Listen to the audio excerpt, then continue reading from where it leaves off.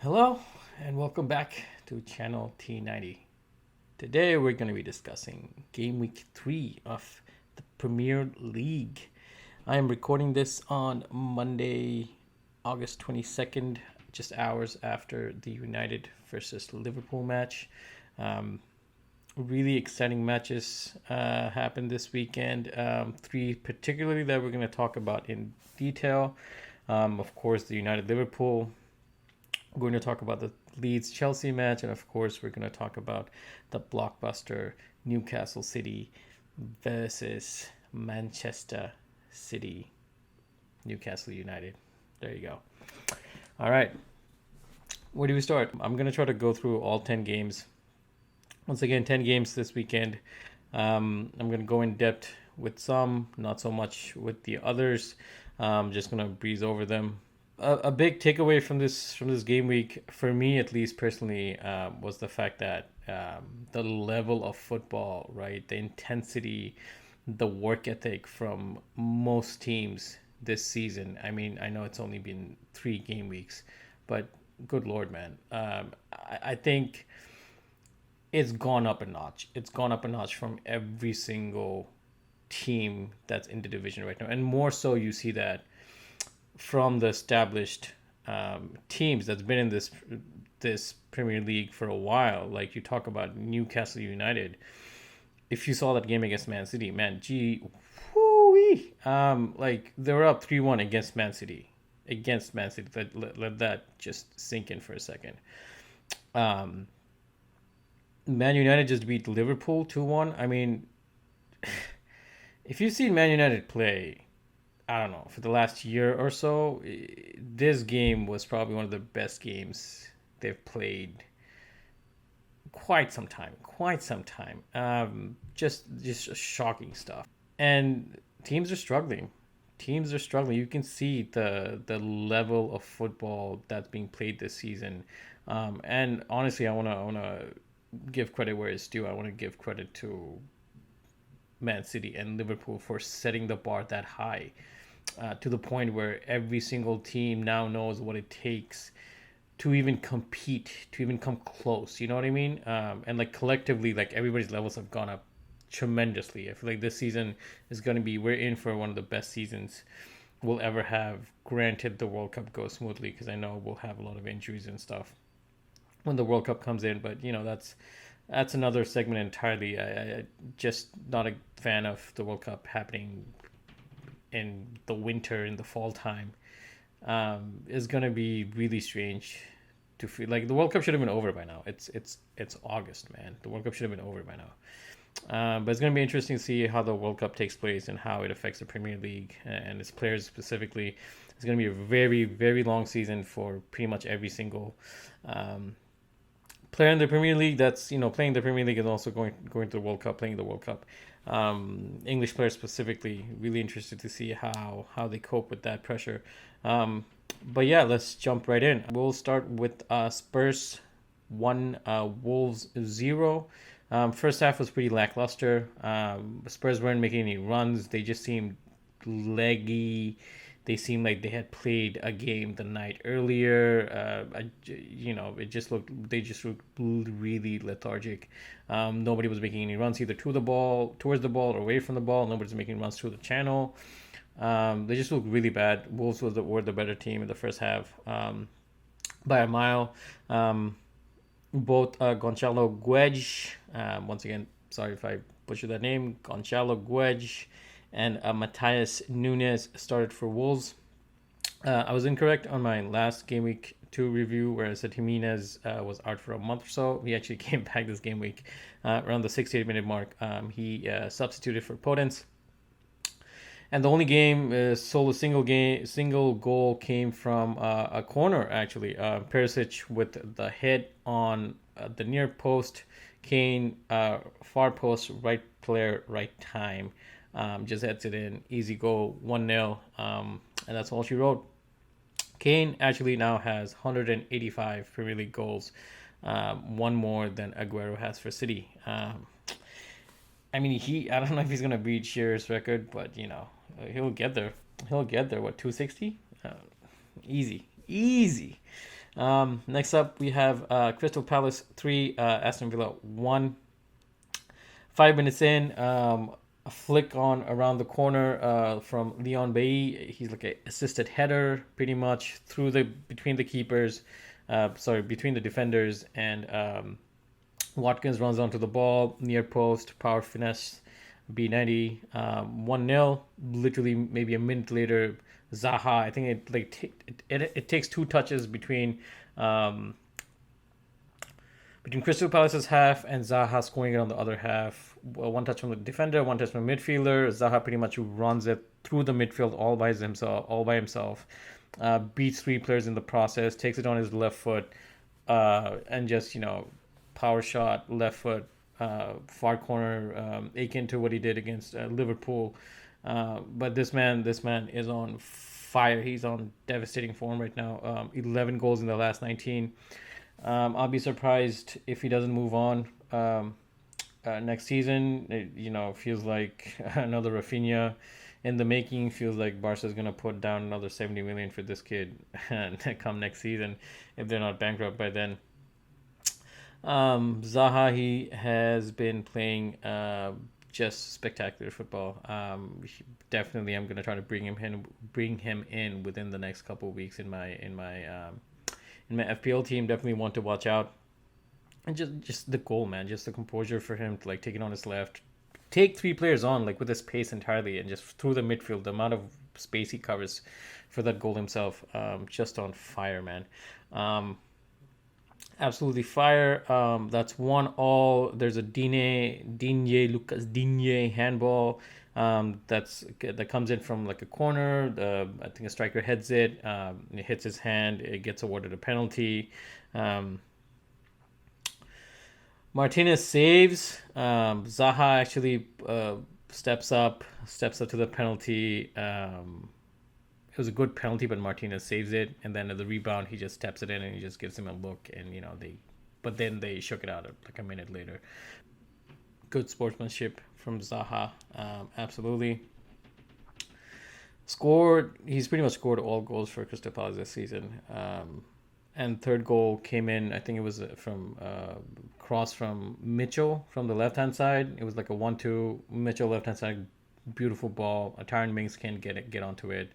And then easy finish from Mateta, easy finish, beautiful finish. He had just come on. 3-1 Aston Villa. I mean, they have a long ways to go. Yeah, I get the feeling, when Coutinho starts showing up, they'll easily finish. If they have a good season, they could easily finish top 10. If not, I wouldn't be surprised if it's another top 12 finish or something like that for Aston Villa. Palace looks good. Palace looks really good. Interesting to see how far they make it up the table this season. Next game, Everton 1, Nottingham Forest 1. Nothing much to say. Morgan Gibbs-White didn't start. He was on the bench, but he did come on later for Nottingham Forest.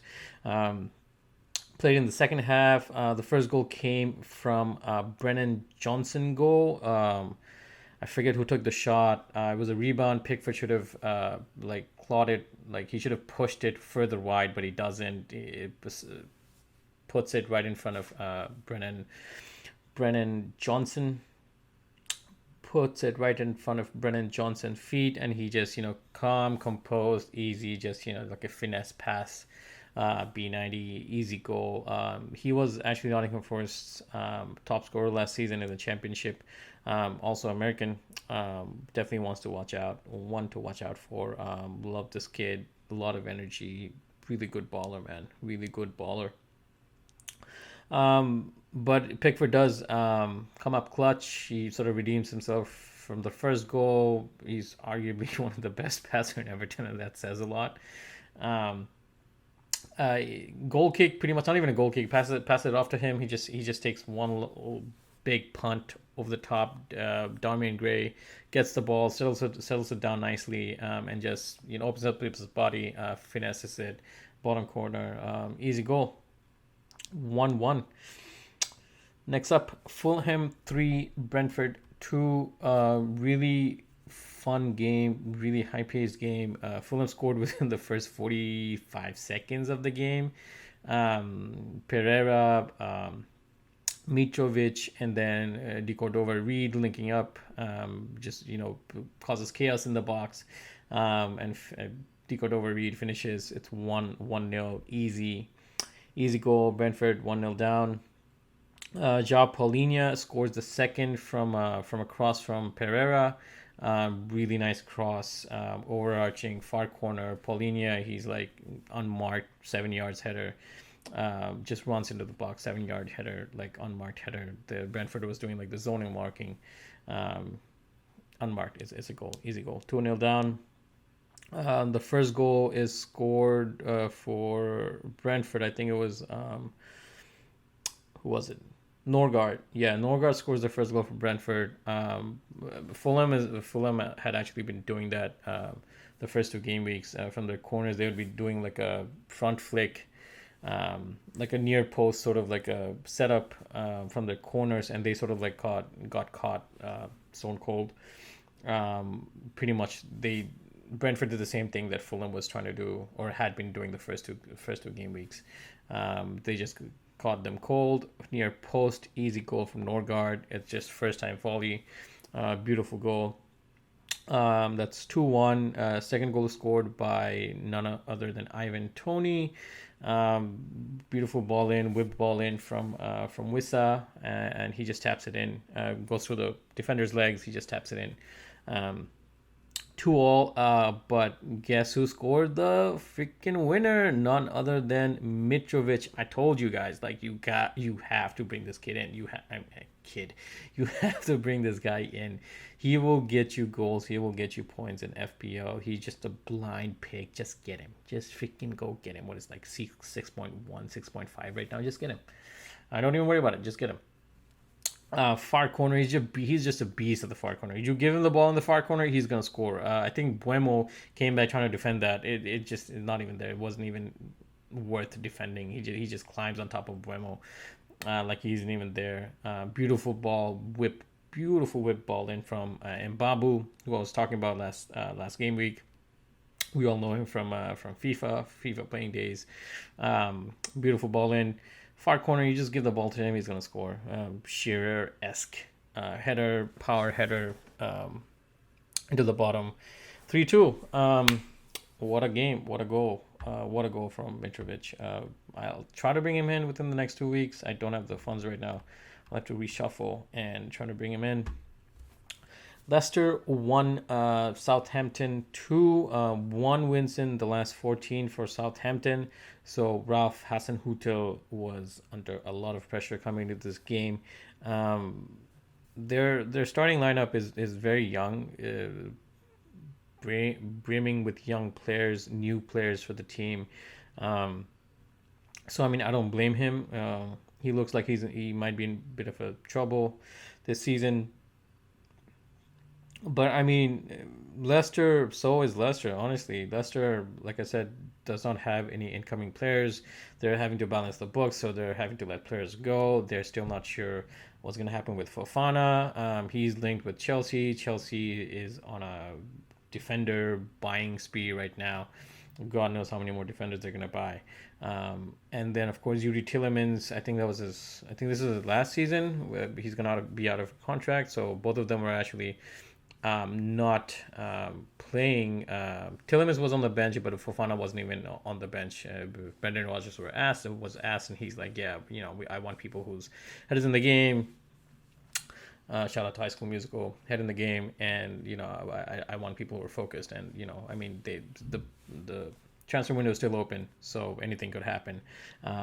Props to him, made the right choice. First goal came from Madison, with the free kick. Oof, so good, so freaking good. Madison's really freaking good. I'll come to this, but I keep changing my mind.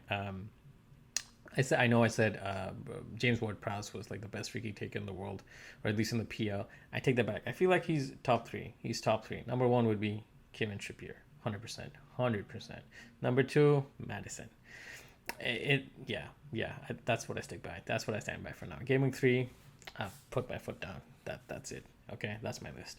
What a free kick, man! What a free kick! Edge of the post. It's on the edge of the right post.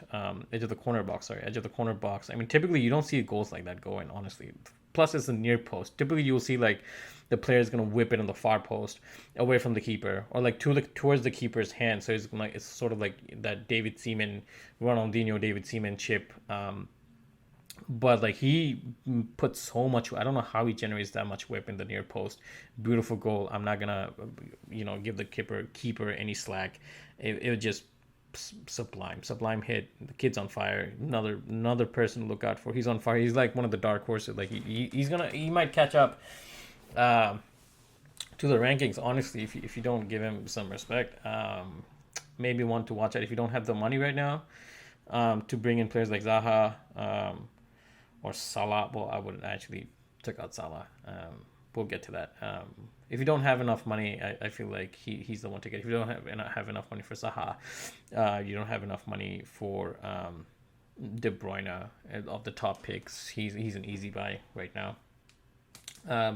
Buy him, throw him in the team. Don't worry about it. That was the first goal for Leicester. 2 goals from Southampton came from Shea Adams. The first one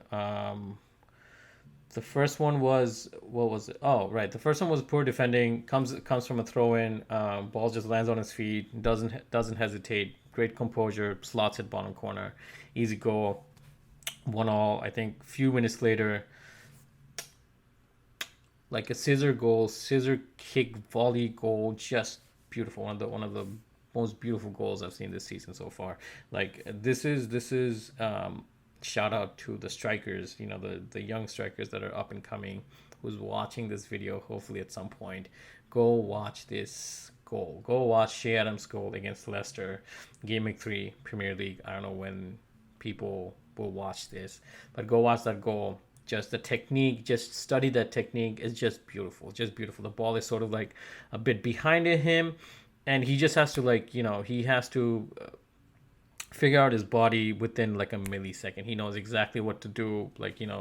Beautiful. Just the technique. It's just mamma mia. It's so good.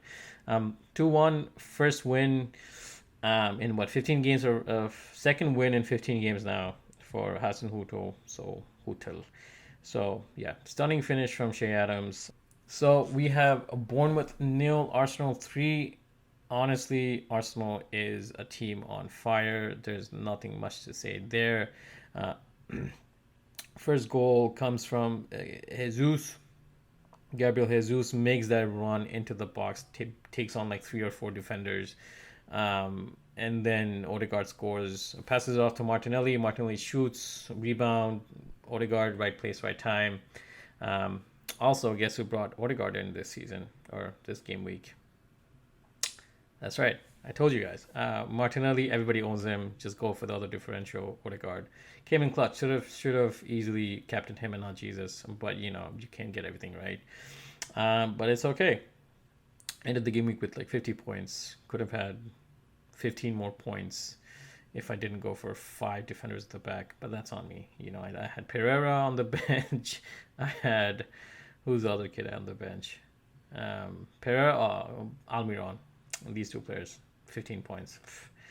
SMH. But yeah, 3 goals, 2 for Odegaard, 1 from Saliba. Saliba's goal, wow, just played like a midfielder. That goal was another beauty. Everybody was shocked at the stadium. Even Arteta was shocked. He's like, "Wow, yeah." And in the press conference, he's like, "Yeah, we actually trained that last week. All last week we trained that." Individual brilliance.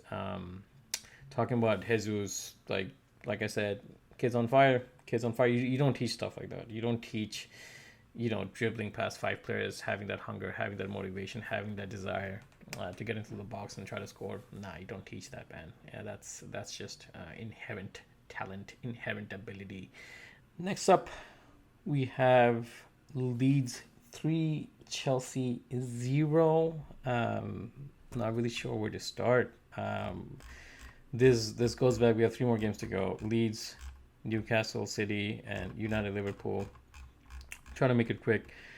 Leeds 3, Chelsea. This is where I go back to being the this is the Premier League, man. Like I know, people make especially the Premier League watchers, we make fun of like, oh yeah, the the French league is the farmers league, and so is the Bundesliga. These are just inferior leagues, and rightly so. These are inferior leagues.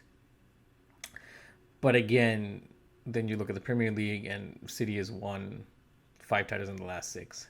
So I mean, they pretty much run away with the title every single year, right? Um, I feel like this year could be different. I genuinely feel, although this is a disagreement I have with one of my best friends. He's like, he thinks City could go undefeated this season. Totally do not agree with that.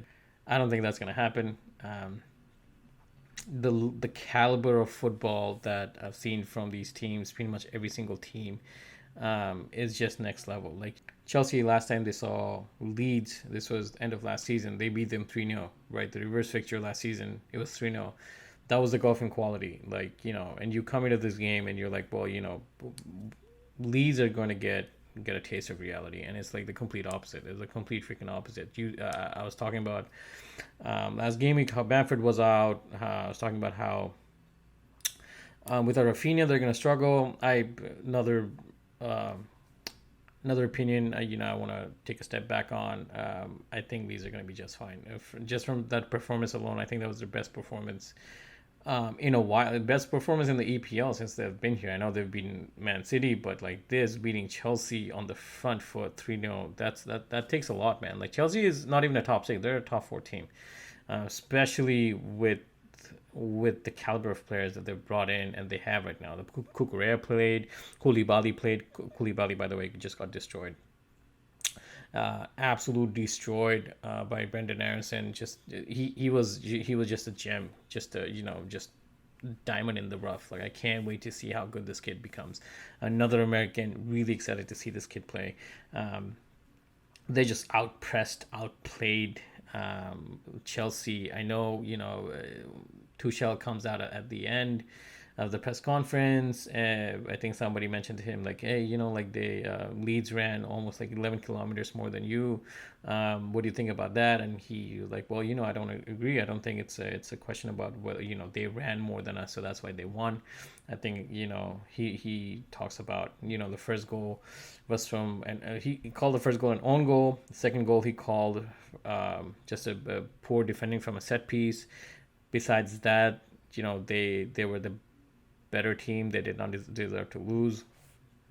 I mean, I sort of get his point of view, but at the end of the day, Leeds really came out and they wanted to play. They just had more passion, more determination to go win the ball, win the second ball, just press their heart out. And it's not just one person presses. The only person that doesn't press in the Leeds team is the goalkeeper. Besides that, all 10 people, outfit player, every single person presses the ball. It's so refreshing to watch. Like they're the one team. They're one of my favorite teams to watch since they came to the EPL. It's just so refreshing to watch. Their pressing is like next level, next freaking level. Like Bielsa took them to another level, and like they've kept it on. Jesse Marsh has sort of, I had this idea like he wouldn't completely destroy the that Bielsa DNA, and he didn't. Respect to him, kudos to him. Just love watching them play. Leeds hadn't defeated Chelsea in over 20 years in any competition before this game. So yeah, it just speaks volume to like how good the Premier League is, man. Like Chelsea had, like I said, Chelsea had a wonderful lineup. They had Kukurea play, they had Koulibaly, they had Thiago Silva, they had Sterling, they had Havertz. Like, come on, man. Gallagher started for the first time since he joined Chelsea. I don't know, like he was a youngster when he joined Chelsea. It was the first time, he was his debut. Arguably didn't have the best of games. Conte and Kovacic were both injured, so he had to make the start.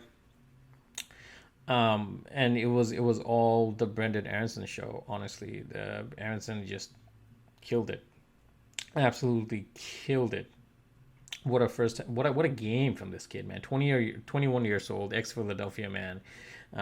He was actually basically doing Gallagher what Gallagher should have been doing for Chelsea. But I mean, benefit of the doubt. It was his first game, a lot of pressure. Gallagher is under a lot of pressure, big shoes to fill. So I mean, Nothing negative to say about him. Honestly, he's going to redeem himself. Give him some time. Harrison whips in a ball, and it was like a flash header from Rodrigo. James was marking him. James really, I mean, he's not the best defender, to be honest. At least in the air, he's not the best defender. He's not the tallest. Rodrigo, oh, another man on fire. So many people on fire this season. Love to see it. Who needs Bamford when you have Rodrigo like that? When you have Rodrigo on such fine form right now. Flasher in the front post. What a goal.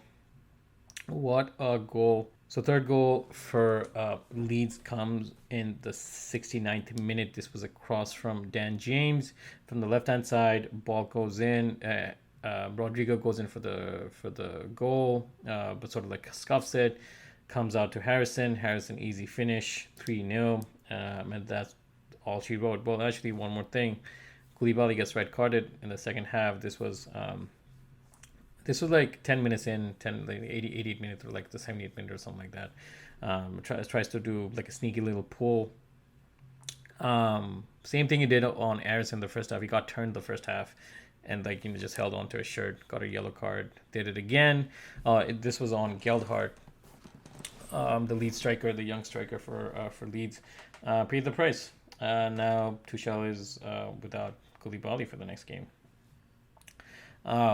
Yeah, I mean, what else to say? Just, the sheer graft, the sheer amount of work ethic that Leeds players have is just next to none. Just next to none.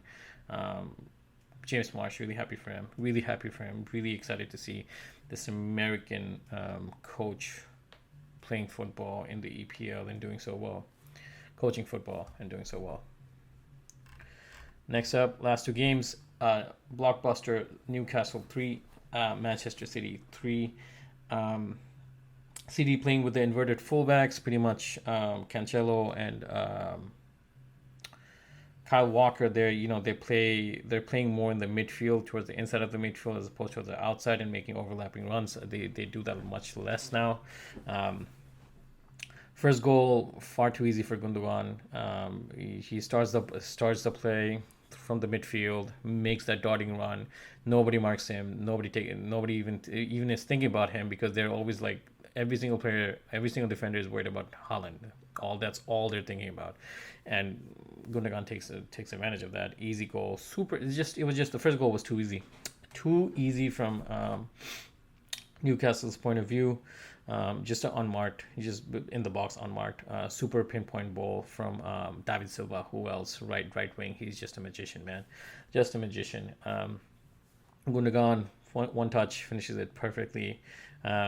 Also another dark horse. I feel like he might be one, like, just alongside with Madison. If you're lack of funds, if you have a lack of funds for your FPL team, Gundogan might be a good pick.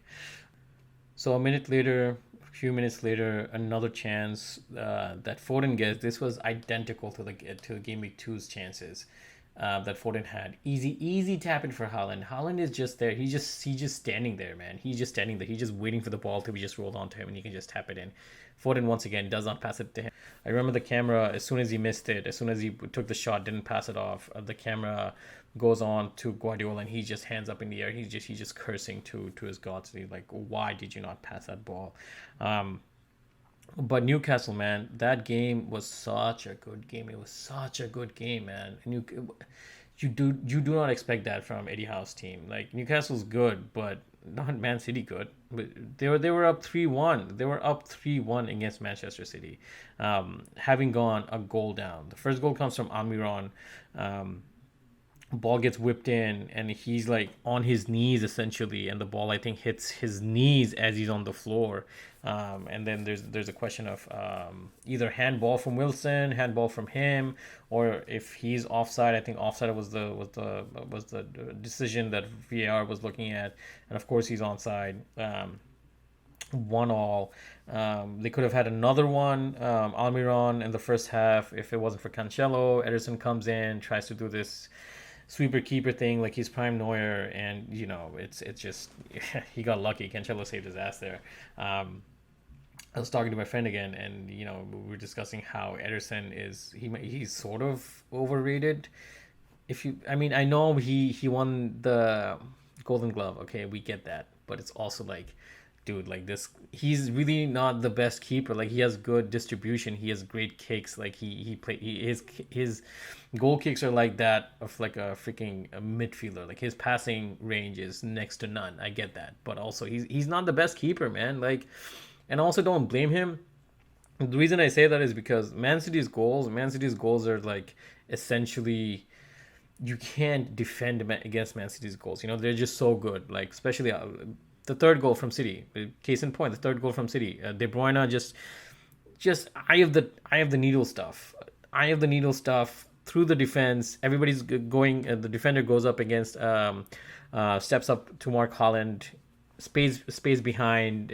Silva just walks in. He pretty much just walks in, gets the ball, and he's like playing five-a-side futsal. Like that's what he's doing. Like that's like that level of football, that caliber of football, you can't defend against. And I feel like Man City scores a lot of those goals even in training, and so Edison doesn't really have anything to defend against. And also when De Bruyne shoots, man, you can't really defend against De Bruyne's shots. You know what I mean? I don't know. It's just an opinion. I feel like he doesn't get. He needs like less caliber players taking shots at him, if that makes sense. For him to get more practice. I'm talking about the Rashfords. I'm talking about the Jadon Sanchos. You know what I mean? I digress. Um, Second goal for Newcastle comes in from none other than Wilson, my guy. Wilson, a beautiful ball in. His first touch takes it away from Diaz, who was substituted for Nathan Ake. I think he had a strain or he had a pulled muscle. And beautiful finish left. I think no, it wasn't his left foot. It wasn't his right foot. He just outside of the foot. Ederson's left, easy finish. Beautiful, beautiful goal. That's 2-1. Third goal comes in the second half. Trippier, as soon as the ball's placed down and I see Trippier making that walk, and like I'm already recording it from my Instagram, I'm like, this goal's gonna go in. That's how good Trippier is. Best free kick taker in the Premier League. I'm sorry, sue me. He's that good. Don't sue me. Don't sue me. He's that good. 3-1. At this point, you'd think it's game over. This is going to be an interesting last 20 minutes of the game. Finally, Man City is going to lose to a team, and of course, before you even say that, who else but Erling Haaland? Haaland comes in clutch. That's Haaland's goal was such a scrappy goal. But whatever, Haaland's goal, they could have defended better for that, 100%.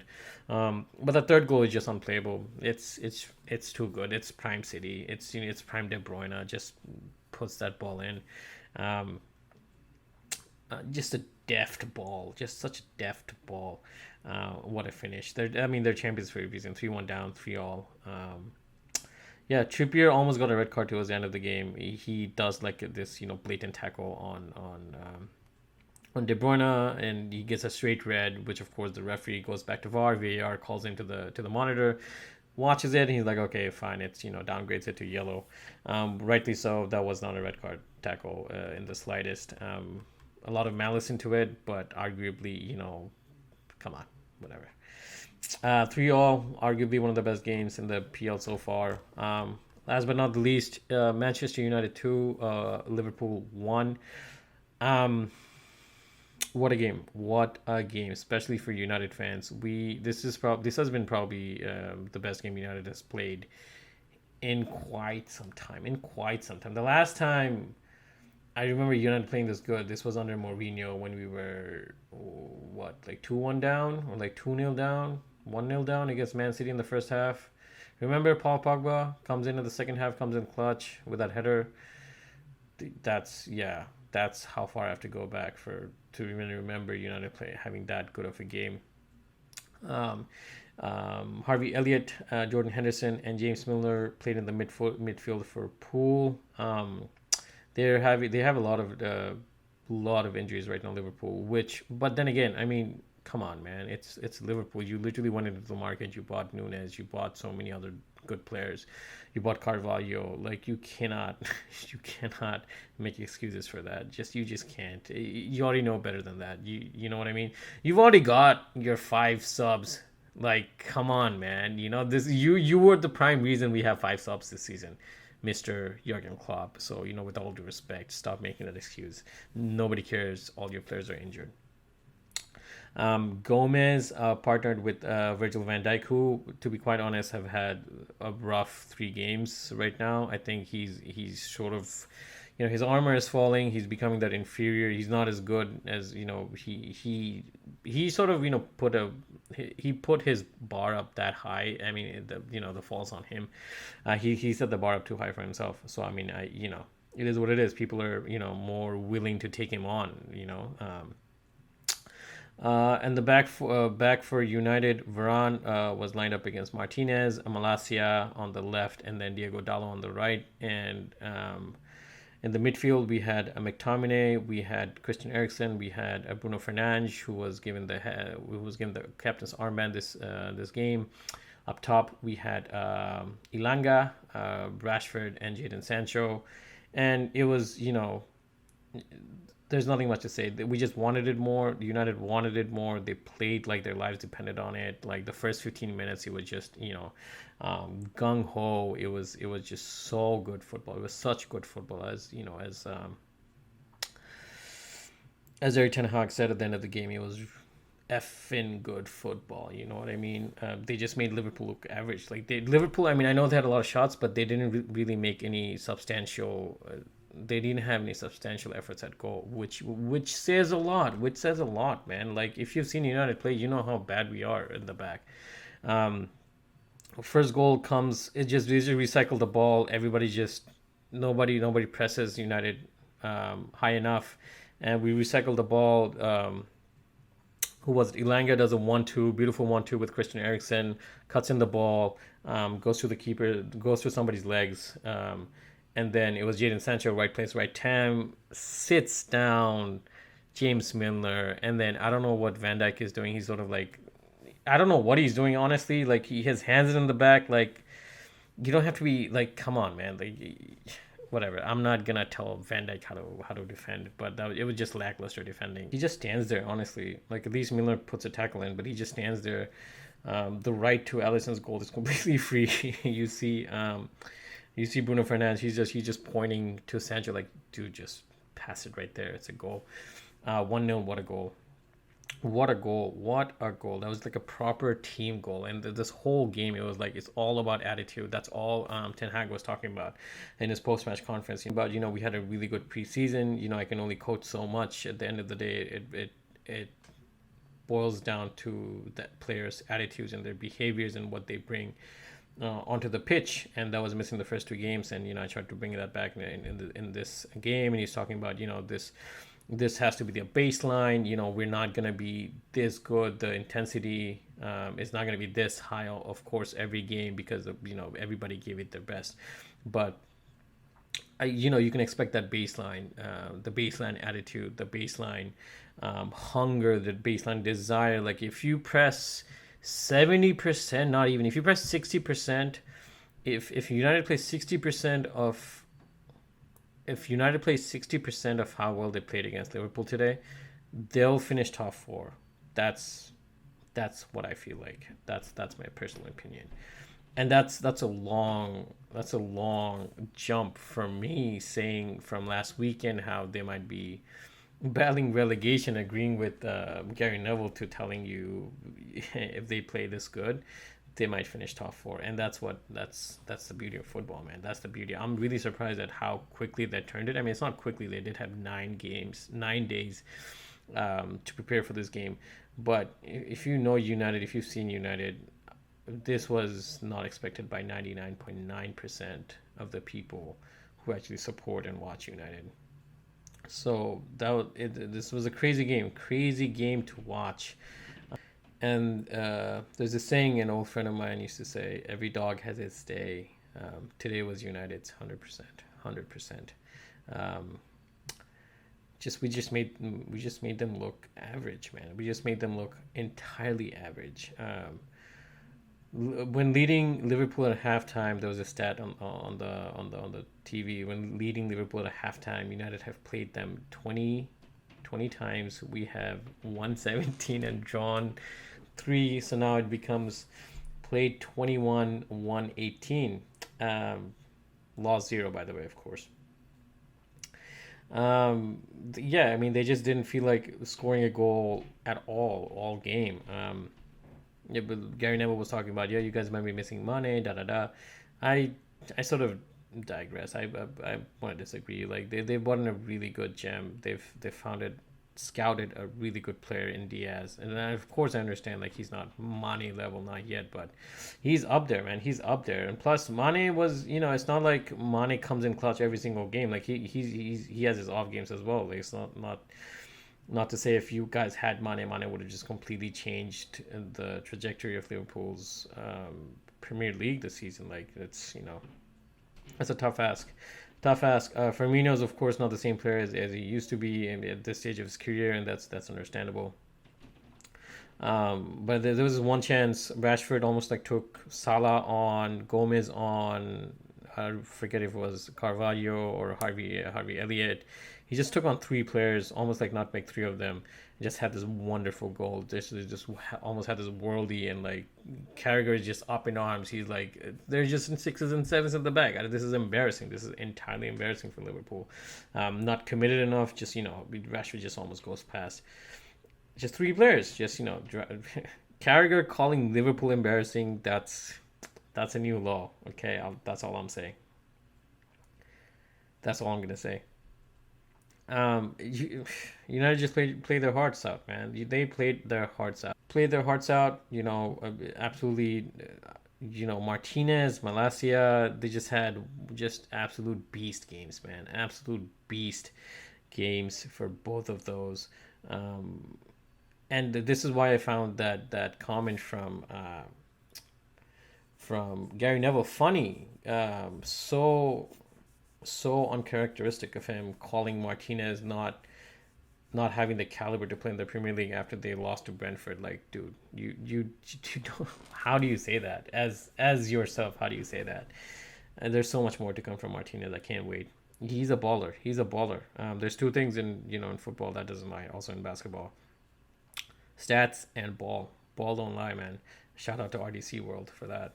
Ball don't lie. He's a baller. It is what it is. C'est la vie. And I'm incredibly excited for what this will do for United's morale. Like, it must not have been easy. Ten Hag must have done something. He must have done something drastic, because the dichotomy from the first 2 games, like the complete different, the gulf in quality from the first 2 games compared to this game, it's crazy. It's like I can't. It's immeasurable. You know what I mean? So can't wait to see what this does for United's morale for going on for the rest of the season. With Casemiro coming in, Ten Hag, after the game, he was talking about, we need leaders, we need more leaders, we need people who've won everything in the game. We're talking about Varane, we're talking about Casemiro, we're talking about Ronaldo. We need these sort of players to be around these youngsters who haven't won anything in their career themselves, and this is going to be good stimulation for them. And I could not agree more. I could not agree more. I feel like Casemiro will be pumped to have seen that result. So excited. So excited. The effect of this is going to be intangible for us for the rest of the season. I just hope we just don't put our foot down, or like put our foot off the pedal, and just use that as a baseline for the rest of the season going forward. Liverpool got one back. Salah gets it in the second half towards the end. Liverpool pretty much threw everything but the kitchen sink at United the last 15 minutes. United defended their asses off, with everything they had. So, as a United fan, you can't be anything but proud for these kids. Like this was, I think, one of the youngest United outfield team United's played in a while. So there was that. Also, stat, this was the first defeat for Liverpool this whole year in the Premier League. So that just goes to say something. So yeah, Salah gets a goal back. This is De Gea with a wonderful save. Carvalho with a beautiful turn and a shot. De Gea somehow saves it. I don't know how. Ball goes up in the air. Just Salah comes in, bullet header, and then cheeky, cheeky Bruno. He tries to hog the ball for a while. I feel like Salah made it more complicated. Like if he just let Bruno do what he was supposed to do, that they would have gotten the ball back quicker. But that's just an opinion. And I knew immediately, like Jurgen Klopp is the master, absolute master of coming up with clutch excuses a bit after the end of the game, from the wind, from the dry pitch to anything. And I knew for a fact he was going to bring that up after at the post match conference. He was going to bring up how they should have gotten more extra time. That's why they lost. Fair enough, and they did, rightly so. He did bring it up. Situations, certain circumstances, certain different situations. He says, but you're winning 2-1 against Liverpool. 10 minutes to go. You're gonna try to waste as much time as possible. I'm not gonna blame Bruno for that. Um, and that's it. That's all she wrote. Ronaldo, Van de Beek, and Aaron Wan-Bissaka um, came on like the last 5 minutes. I think the stats were like 70% possession for Liverpool, 515 passes, 276 to United. But keep the ball. We don't need the ball. You can have the ball. But yeah, I really like the post-match press conference. Peter Drury and Lee Dixon were talking about this on Sky Sports, and Peter Drury was like asking Lee Dixon. He's like, was that real or was that the exception? And Lee Dixon was, rightly so. He's like, I would be going back into the United dressing room and asking them like, that was great, that was good, that was great, credit to you, but what happened at the first two games? Like, why were you? What happened to your attitudes? Why did you not bring the same attitude the first two games? Like, what's the difference now? You know what I mean? And he's saying about talking about how people tend to take their foot off the gas now. They feel like, oh, we're half decent, we're back now.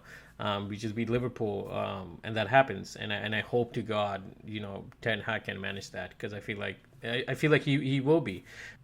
Second goal comes from Martial Rashford link up. Almost, I think Gomez was on the line.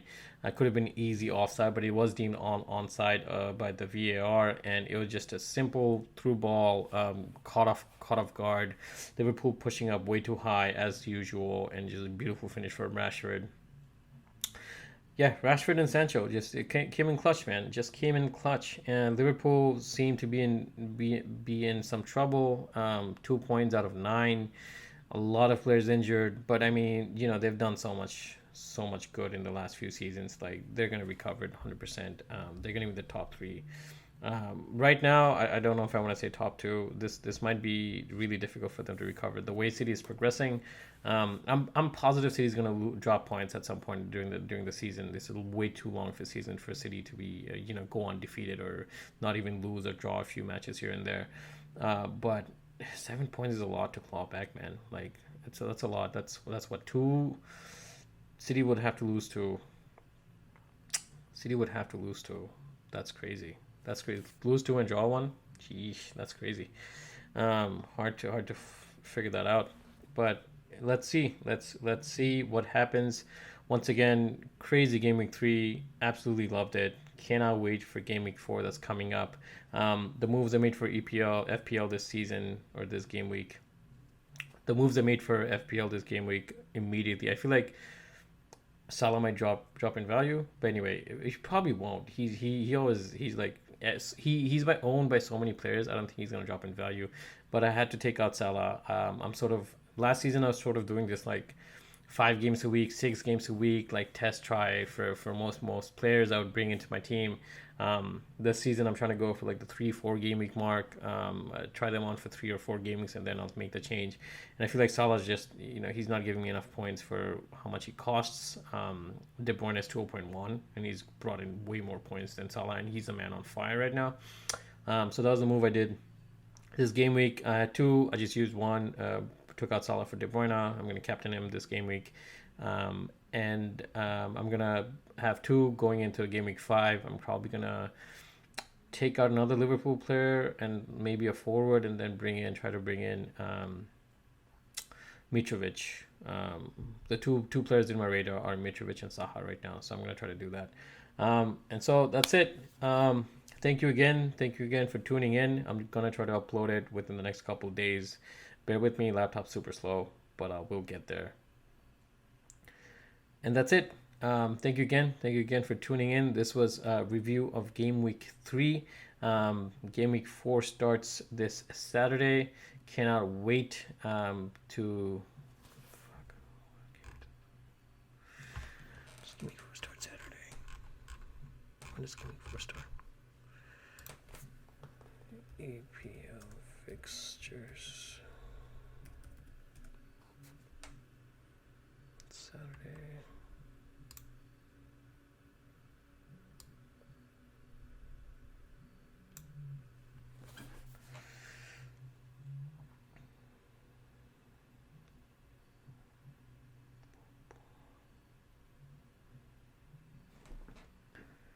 And that's it. Thank you again for joining in. Thank you for tuning in. This was review for game week 3.